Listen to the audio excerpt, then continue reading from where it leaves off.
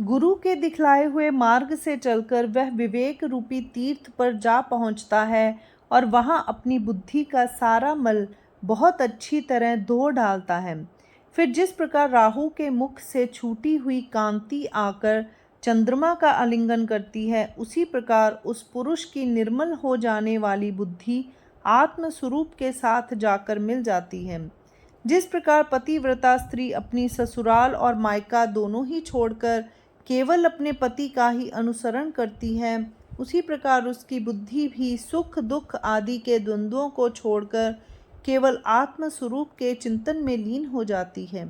और इंद्रियां जिन शब्द और स्पर्श आदि पांचों विषयों का महत्व बढ़ा रखती हैं, वे पांचों विषय ज्ञान का मूल तत्व प्राप्त करने की आशा से किए जाने वाले इंद्रिय निरोध के कारण उसी प्रकार विलीन हो जाते हैं जिस प्रकार सूर्य की किरणों के ना रह जाने पर मृग जल का भी लोप हो जाता है।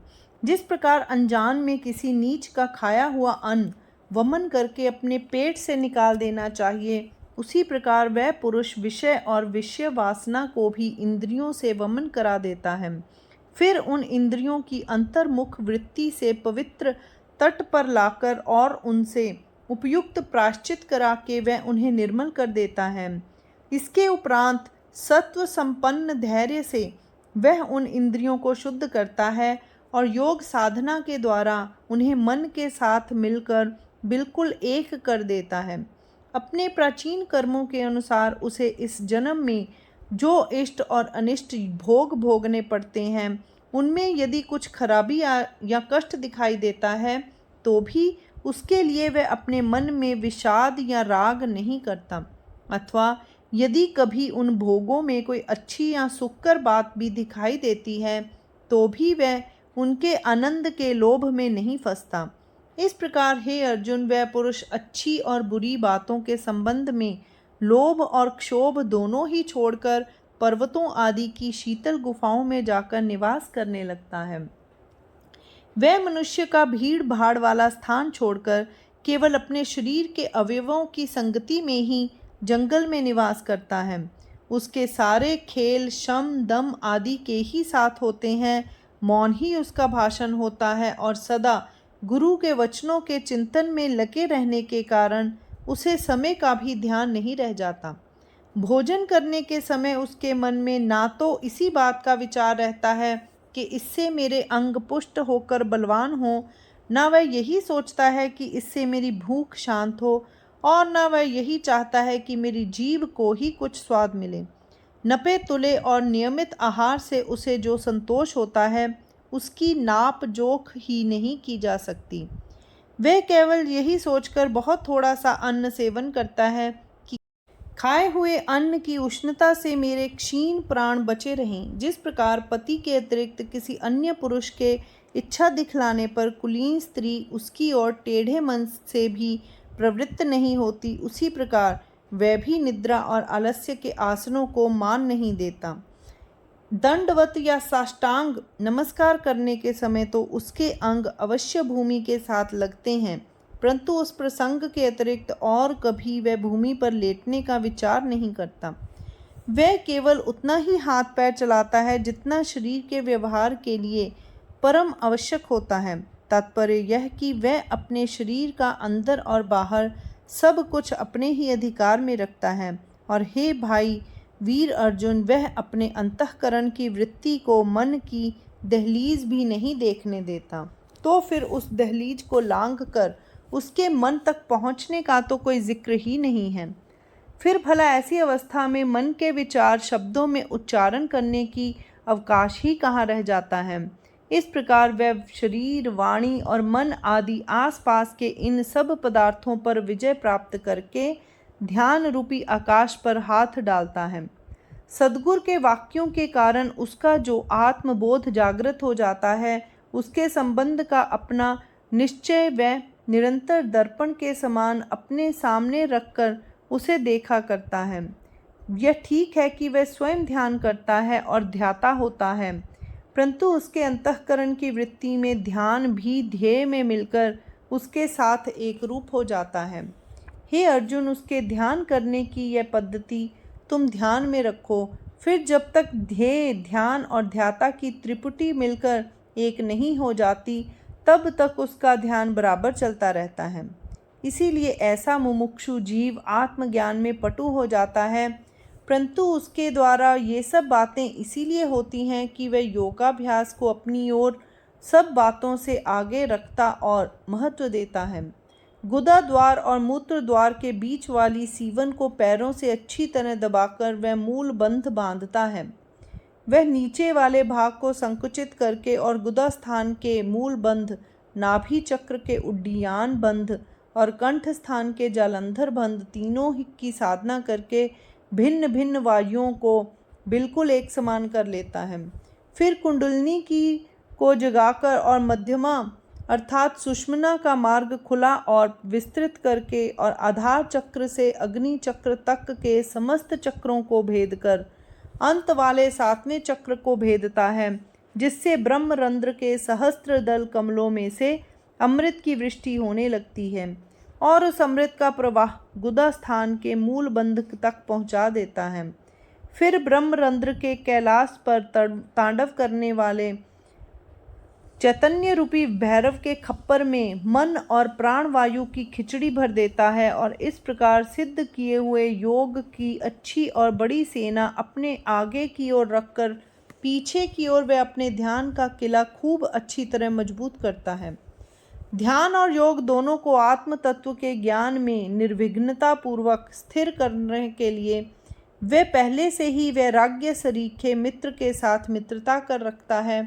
ऊपर जो सब स्थान बतलाए गए हैं, उन स्थानों को पार करने में यह वैराग्य रूपी मित्र उसकी बहुत सहायता करता है और सदा उसके साथ ही रहता है।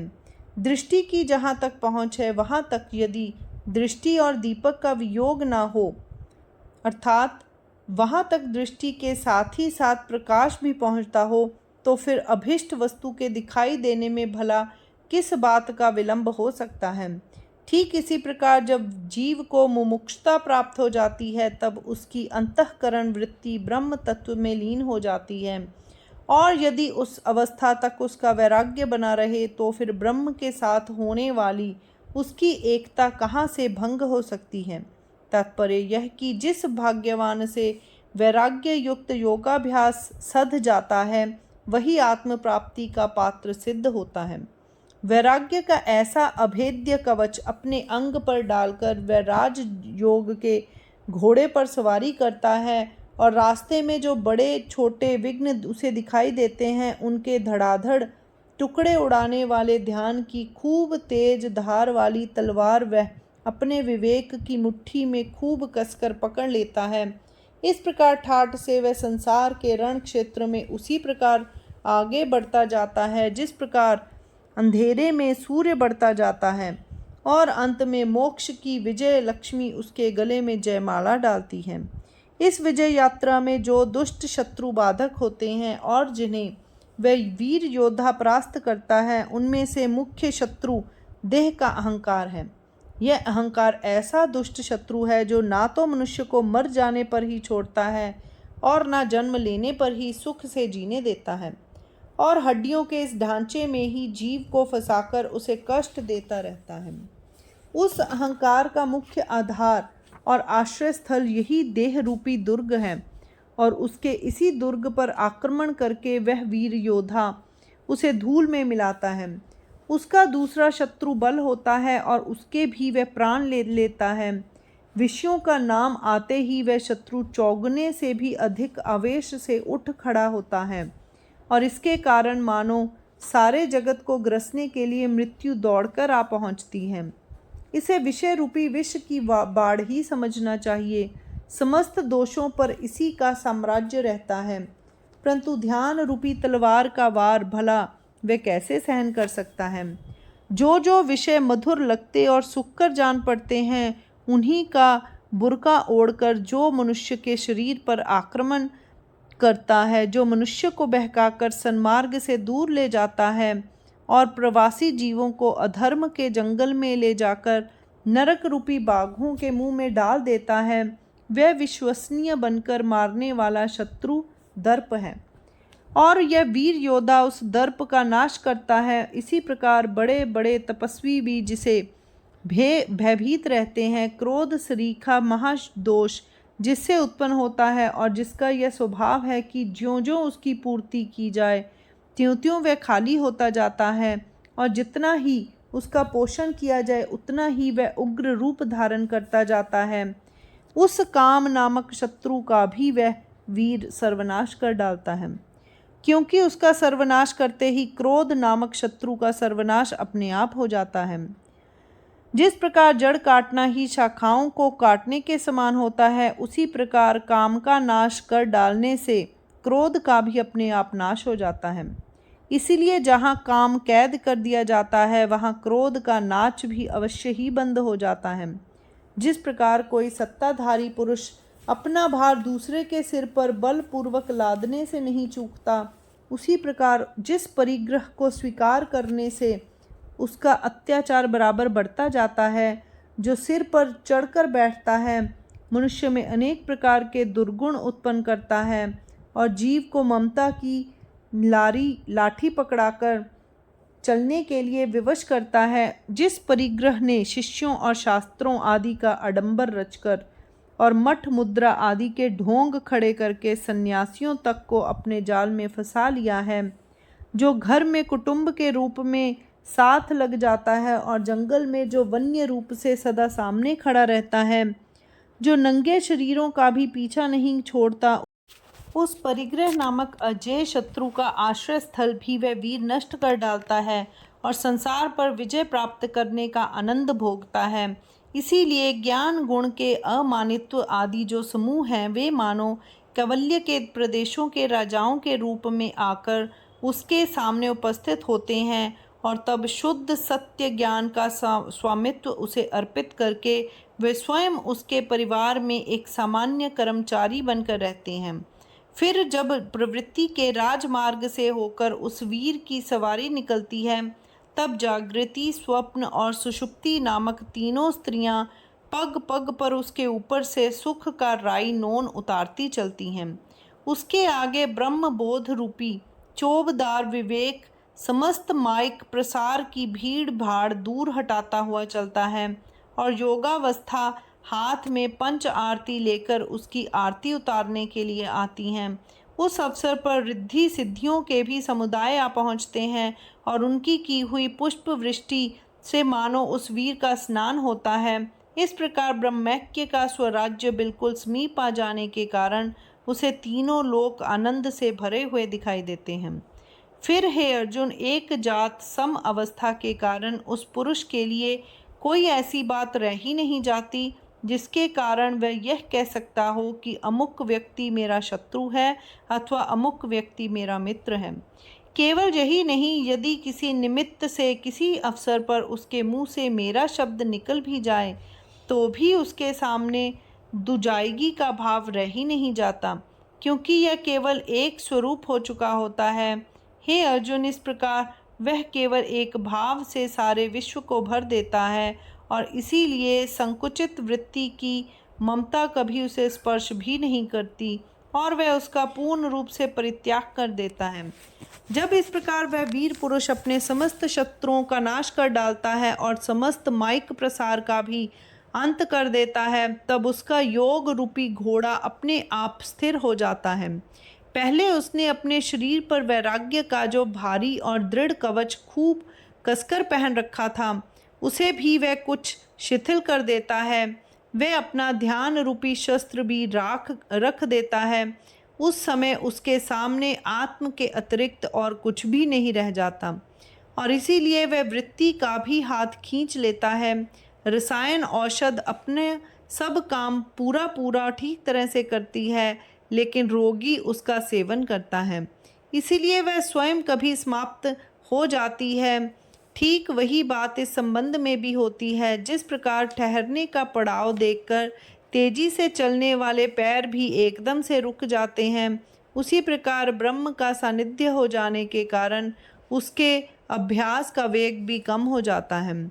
जिस प्रकार महासागर के साथ मिलने के समय नदी का वेग कम हो जाता है, अथवा पति के साथ भेंट होने पर जिस प्रकार कामुक स्त्री शांत हो जाती है, अथवा फल लगने पर केले के वृक्ष की बाड़ बंद हो जाती है, अथवा रास्ता जिस प्रकार किसी गांव या नगर में पहुंचने पर समाप्त हो जाता है, उसी प्रकार आत्म साक्षात्कार का प्रत्यक्ष अनुभव होने पर वह पुरुष साधन के सब हथियार भी धीरे धीरे निकाल कर नीचे रख देता है। हे अर्जुन, ब्रह्म के साथ उसकी एकता हो जाती है और इसीलिए धीरे धीरे उसके साधन के उपायों का भी अंत होने लगता है।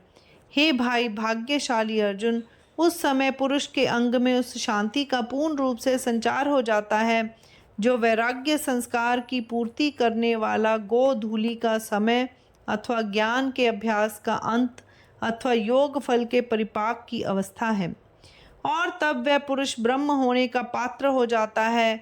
पूर्णिमा की चंद्रकला से शुद्ध चतुर्दशी की चंद्रकला जितनी कम होती है, अथवा सोने के 16वें कस की अपेक्षा 15वां कस जितना हल्का और हीन होता है, अथवा समुद्र में नदी का जितना पानी प्रवेश करता है, केवल उतना ही पानी नदी का चंचल रूप दिखलाता है, और बाकी का पानी जिस प्रकार समुद्र का ही शांत स्वरूप प्रकट करता है, ठीक उसी प्रकार कमी और बेशी वाला संबंध ब्रह्म और ब्रह्म स्वरूप होने वाले सिद्ध में होता है। और शांति वाले गुण से वह थोड़े ही समय में केवल ब्रह्म ही हो जाता है, परंतु इस प्रकार प्रत्यक्ष ब्रह्म ना होने पर भी ब्रह्मत्व का भी अनुभव पुरुष को ही होता है। उसी अनुभव को ब्रह्म स्वरूप होने की पात्रता कहते हैं।